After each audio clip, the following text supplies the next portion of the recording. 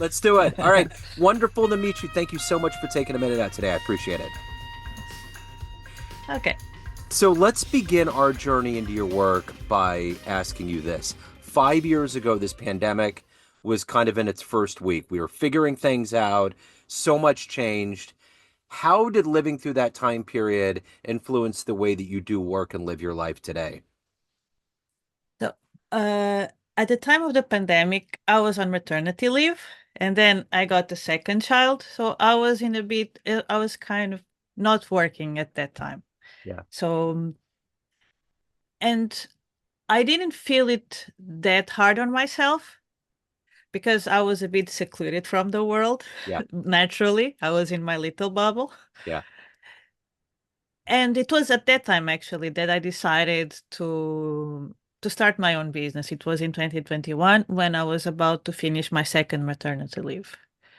And what I noticed, because that was the time 2020, 2021 that I did my hypnotherapy training. So what I noticed is that a lot of people they were breaking apart in the pandemic.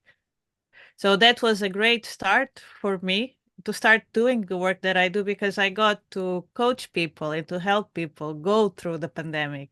Because myself, I was in a bit of a different position and I already had certain tools from my coaching training and from other things that I could use to keep myself calm. And in Finland, things were not that crazy. Yeah. Yeah. Well, I know that the response around the world was different. I know that in Sweden and some other places, that whole idea of herd immunity was happening. So it was just kind of a little different. And then, of course, Australia and other places were totally clamped down. So it was, for being a global event, we all had very different things. And I don't even really want to get into what happened in America. It's like we already had a raging inferno and we had to throw gasoline on it, which is what we do. It's like we're the youngest sibling on the block and we always find a way to create more chaos. But so I'm curious if I put you in front of a bunch of like sixth graders, it's career day, and one of the kids wanted to know what you do for a living, what would your answer be? That I help people that have a lot of stress at work, that are always running late, that don't know what to do, that what do I do with my life? I Yeah. help them to get clarity, to like know what they want to do, and to become calmer person so that they are not screaming and angry all the time. Yeah. So what did you want to be when you were in the sixth grade? What was your dream life? I wanted to be a crazy scientist. Okay. I Okay. did become a scientist, not crazy, but then I Yeah. decided today to do a whole career change. Actually, this was during the pandemic that I did the whole career change. But I don't link it to the pandemic. I link it with motherhood. So talk to me a little bit about how you got to this point where you wanted to help people. Did you burn out? Did you have issues? How did this happen for you? So 10 years ago this year, I burned out the first time. Yeah. I was working as a doctoral researcher and I was doing a PhD in a totally different field of my background of what I had worked before. So I had a lot of imposter syndrome. That with the fact that I am very obsessed with like finishing things. So I was always trying to finish things, to get things to get to a closure, but other people they don't work at the same speed. And life like journals and everything doesn't work at the same speed, so like all of this plus a bit of a toxic environment led me to burnout. And I burn out at that point and I start to realize and think like, is this really what I want to do with my life? Yeah. Like do I really know who I am? Yeah. Am I doing like this for myself or because of external validation? And at that point, I went to therapy and I also started to get interested in psychology. I started to read more. And towards the end of my PhD, I did my coaching certification and I start to coach people. And that really, like, I don't know, light a fire in me.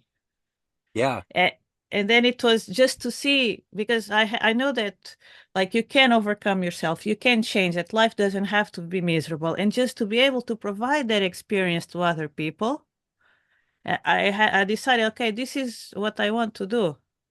And then when I had kids, I thought like, okay, do I want to be the kind of mother that okay has a high paying job like status, but gets home and doesn't have patience to deal with the kids because I'm just so drained out, or do I want to be present and like have energy for them and to inspire them to do what they want to do?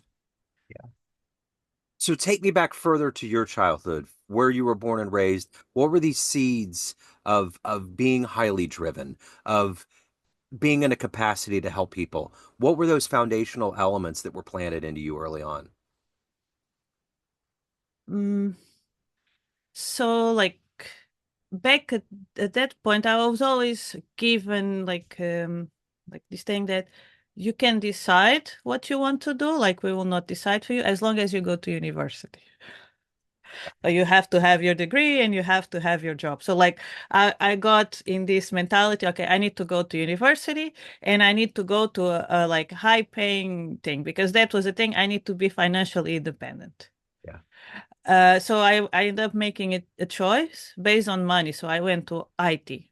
So I went and I studied IT because that's what was like good. yeah, And that's how I approached the whole beginning of my career, which is not good. right. But in terms of like wanting to help people, I was sort of like I live with my grandparents, and I had a role model, my grandfather, that he was very kind. He helped people a lot, and I saw that all the time. And I think that inspired me a lot also to want to help. So would you say he's your hero? He's the one that's inspired you to become who you are today? One of the heroes, yes. Yeah. Yes. Who else is there? My mother, Yeah. she taught me determination and to go after what I want. So let me ask you this. If you could meet an inspiring person right now on the planet, anybody, and spend some time with them, maybe ask some questions, someone that might help you on your path, who would that be? That's a very hard question. I don't really know who would I choose, to be honest. Okay, that's fine. That's an answer in itself. So let me ask you this.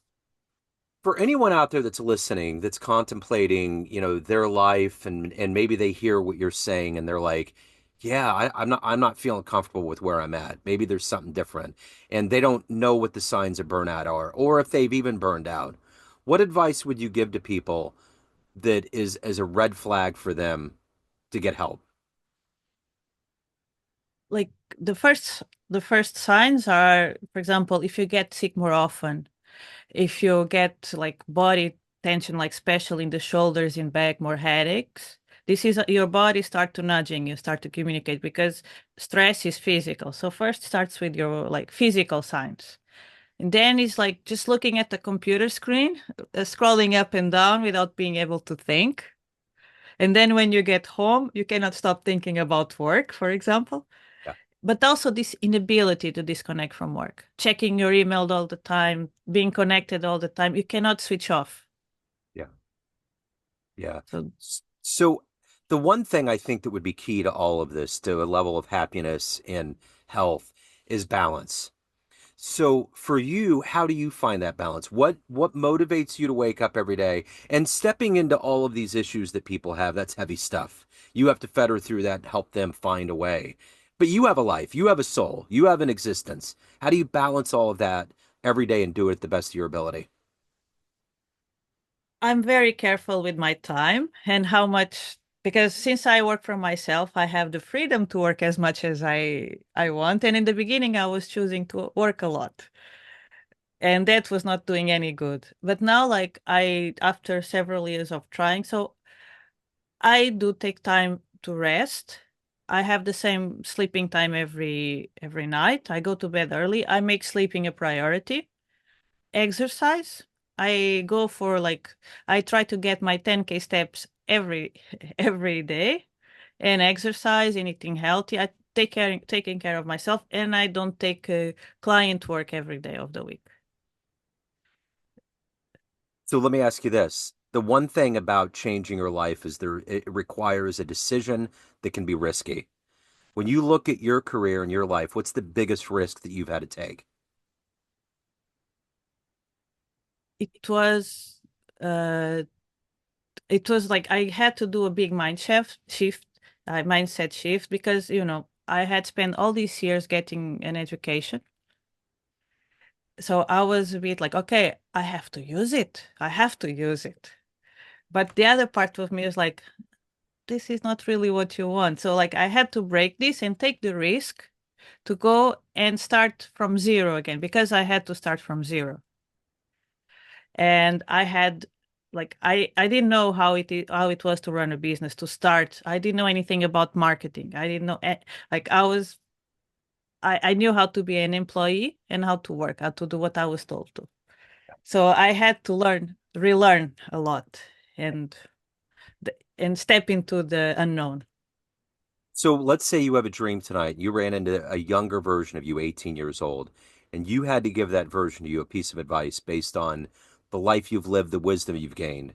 What advice would you give your younger self?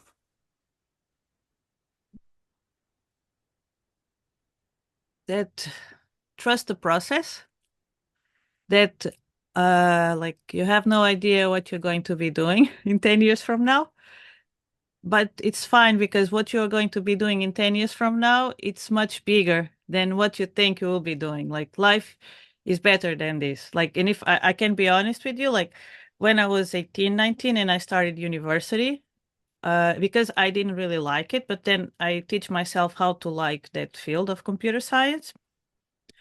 I thought that I was going to end my days in the supermarket, refilling, like organizing the shelves. Yeah. This is like how much of a future I saw for myself. Wow.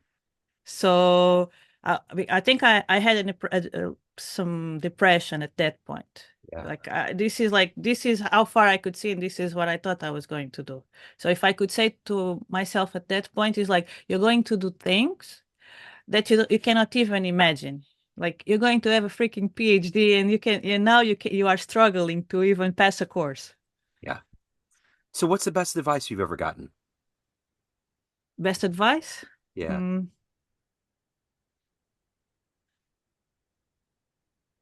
Hmm. It's also a tricky one to answer, So let but I think I know. okay. It's something that someone told me like many years ago. I think it's a quote from a movie, like, don't take life so goddamn serious. Yeah. I totally get it. Let me ask you this. So you're dealing with some heavy stuff with your clients. Let's say you walk into a room and you have all of these clients and colleagues and people that you've worked with over the years. And you walk through that room and you go up to a podium on a stage. And you get to tell them one fun thing about you, one fun story, one fun fact, something that would humanize you to that group. What would you tell them?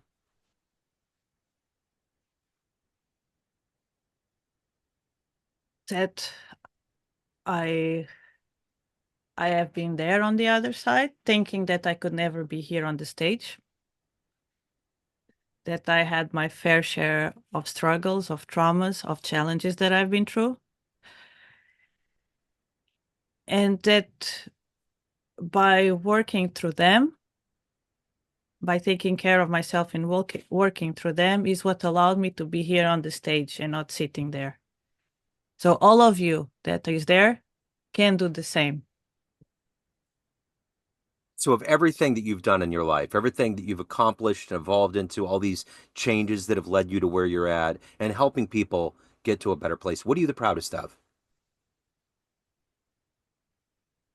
I'm the proudest of having the courage to face myself, of Yeah. having the courage to dig to the mud and to heal some heavy things, because that allowed me to do what I do today. If it wasn't for that, if it wasn't for me dealing with myself, going through my traumas and going through the mud and allow myself, because you need to allow yourself to do this. And this is what I noticed. A lot of people don't allow themselves. So if it wasn't for that, I would not be here today doing what I do. I would not have the courage to do the changes I did in my life to completely change my career. And that's the proudest. So, at the end of the day, everyone has a perception of you family, friends, clients, everyone around you, but you run the show. What is your perception of you? Who do you think you are? I am a determined person that uh kind of when I decide on something, I go after it. Yeah. And I don't let other people kind of their opinions poison what I want. So if anyone out there is listening to this and they're on the fence and they're curious about what you're doing and getting to a better place, what would be your pitch right now? What would you tell them that would convince them to reach out and talk to you, ask questions, and find a better way? That if they're feeling stuck, if they're feeling overwhelmed, that they have no power over their life, there is a better way to live, that you like success is not equal suffering, is equal determination, and you don't have to suffer through to get what you want. So I can help you to rewire your mind and to help you to take care of yourself so that you can be your best self. So if anybody wants to do that, what's the best way to do it? How do they reach out? How do they find out, hire you, any of the good business? So they can connect on LinkedIn or through my website, leonorcoaching.com. Okay. This has been wonderful. Thank you. Thank you for your story. Thank you for your time. I appreciate it. You're farther on in the day, so have a great evening. Enjoy the rest of the Yes. day. Yes, thank you. Thank you. Take care. Hello, friends. Joe Dimino here. I just wanted to let you know that after 30 years or so, I have finally released my first book of poetry through the mighty Spartan Press here in Kansas City, Missouri. As the creator and host of both Neon Jazz Radio and the Famous Interviews with Joe Dimino podcast, along with being a visual artist, I'm ready to embark on a new adventure and want you to be a part of it. You can get a copy online via Barnes & Noble, Amazon, and actually on the streets in Kansas City at the great Prospero's bookstore off 39th Street. You can also visit joedimino.com for links to the book, to more poetry, and everything in my world, including paintings. Thanks for all of the love and support over the years, and please dig the words.